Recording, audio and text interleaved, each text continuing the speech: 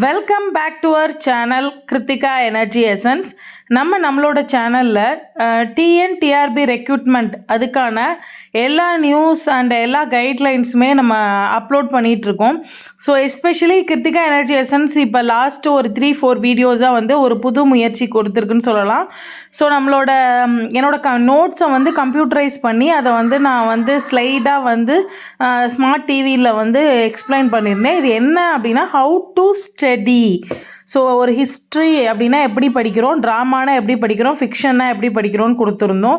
So இன்றைக்கி வீடியோக்குள்ளே போகலாம்.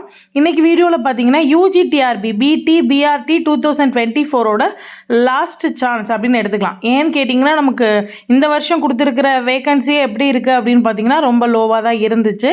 ஸோ இது வந்து உனக்கு லாஸ்ட்டு சான்ஸ். ஸோ எக்ஸாம் எப்போவுமே படிக்கும்போது நான் ஏற்கனவே இன்சிஸ்ட் பண்ணியிருக்கேன். என்னோடய மோட்டிவேஷ்னல் வீடியோ பார்த்தவங்களுக்கு தெரியும்.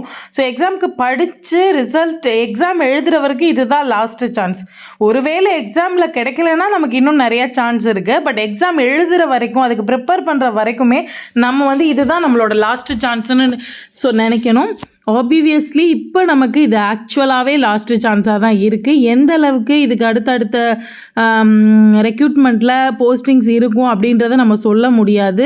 ஸோ இந்த வீடியோ இன்றைக்கி பர்டிகுலராக நம்ம இந்த வீடியோவில் என்ன பார்க்க போகிறோன்னா ஹவு டு ரிவைஸ் எஃபெக்டிவ்லி இந்த லாஸ்ட் 1 வீக். இந்த யூஜிடிஆர்பிக்கு February 4 வந்து எக்ஸாம் கொடுத்துருக்காங்க. இந்த 1 வீக் 8 days அதுக்குள்ளே எப்படி நம்ம how to revise effectively revision tips எந்த மாதிரி ரிவிஷன் பண்ணலாம் அப்படிங்கிறது அடுத்து ரொம்ப மஸ்ட் வாட்ச் வீடியோனே நான் சொல்லலாம். நம்மளோட சேனலில் யூஜிடிஆர்பி இங்கிலீஷ்னு கிடையாது. ஸோ ஓவராலாக யூஜிடிஆர்பி எழுத வெயிட் பண்ணிகிட்ருக்கவங்களுக்கு இது கொஞ்சம் ஹெல்ப்ஃபுல்லாக இருக்கும். அண்ட் மோர் ஓவர் என்னோடய இங்கிலீஷ் டிப்ஸும் இருக்கும்.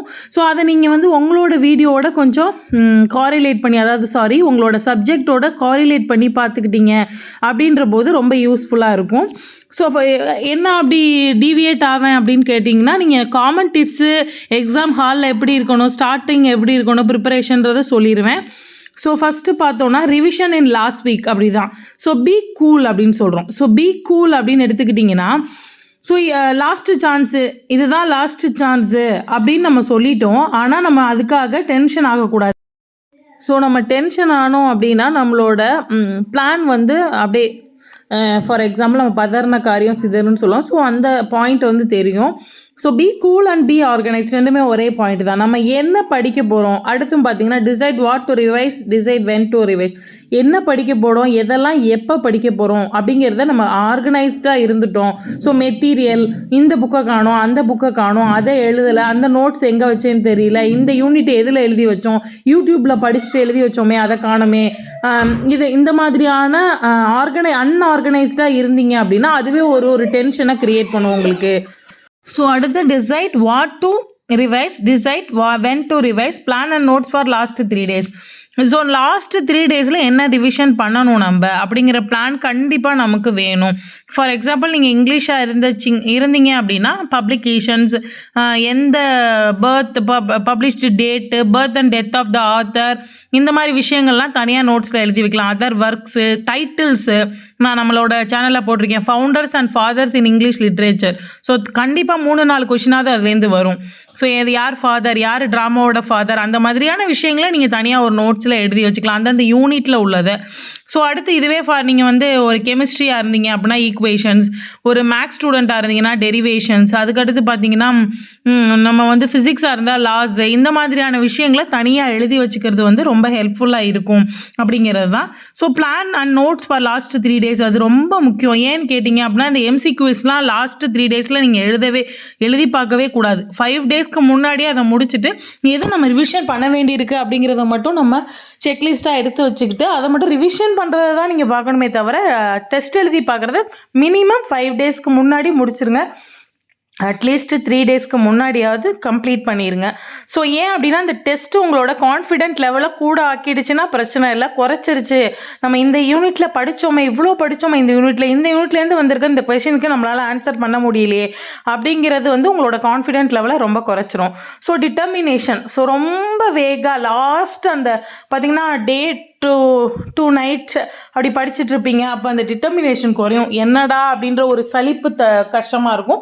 பட் அந்த சலிப்பை எப்படி மாற்றிக்கணும்னா, அவ்வளோதான், இன்னும் 3 days நம்ம படித்து முடிக்க போகிறோம், அவ்வளோதான், நம்ம கையில் வேலை இருக்கும், சந்தோஷமாக படிங்க, ரொம்ப ஹாப்பியாக படிங்க, அவ்வளோதான். 3 days மட்டும் நம்ம நம்மளோட 100% கொடுத்துட்டோம் அப்படின்னா நமக்கு எல்லாமே கையில் கிடச்சிரும், நம்ம வேலை கையில் கிடச்சிரும், நம்ம இவ்வளோ நாள் கஷ்டப்பட்டது படித்ததுக்கு ஒரு அர்த்தம் கிடச்சிரும். அந்த பாயிண்டில் உங்கள் டிட்டர்மினேஷனை ஹோல்டு பண்ணுங்கள். அடுத்து how to over come fear. அதுதான் ஃபியர். பயப்படாதீங்க.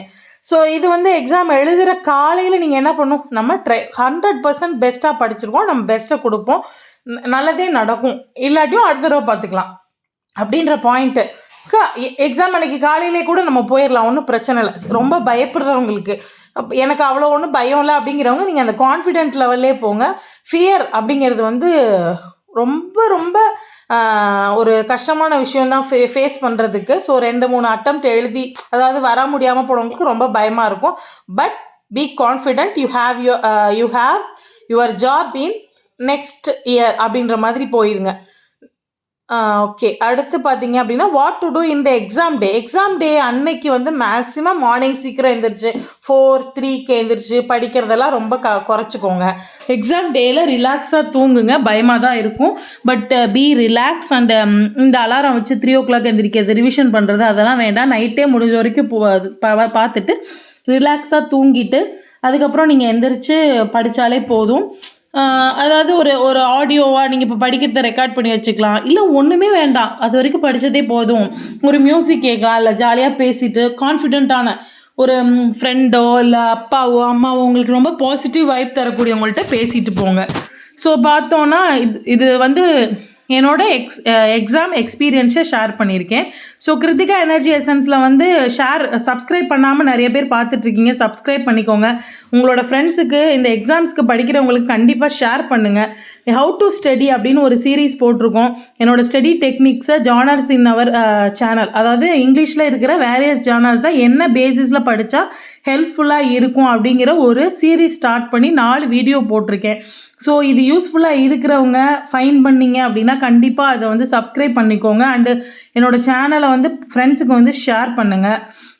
ஸோ அடுத்து பார்த்தோன்னா, இந்த யூஜிடிஆர்பி எக்ஸாமுக்கு லாஸ்ட்டாக ரிவிஷன் பண்ணிகிட்டு இருக்க எல்லா ஃப்ரெண்ட்ஸ் அண்ட் கொலீக்ஸ் அண்ட் எல்லா ஆஸ்பிரண்ட்ஸுக்கும் Kiruthika energy essence YouTube channel மூலமாக உங்களோட கனவு நினைவாகிறதுக்கான வாழ்த்துக்களை நான் வந்து தெரிவிச்சுக்கிறேன். ஸோ நம்மளோட சேனலில் இன்னும் என்னென்னலாம் ஸ்பெஷாலிட்டி அப்படின்னு பார்த்தீங்கன்னா, மோட்டிவேஷ்னல் வீடியோ. ஸோ நீ எந்த எக்ஸாம் படிக்கிறதா இருந்தாலும் அந்த ஸ்டடி டெக்னிக் மோட்டிவேஷ்னல் வீடியோ ரொம்ப ஹெல்ப்ஃபுல்லாக இருக்கும். So if you like this video, comment it. If you want any type of videos, please comment it and share to your friends and save for future reference. So இது வந்து உங்களுக்கு எல்லாருக்குமே ஹெல்ப்ஃபுல்லாக இருக்கும்னு நான் நம்புகிறேன். Thank you friends.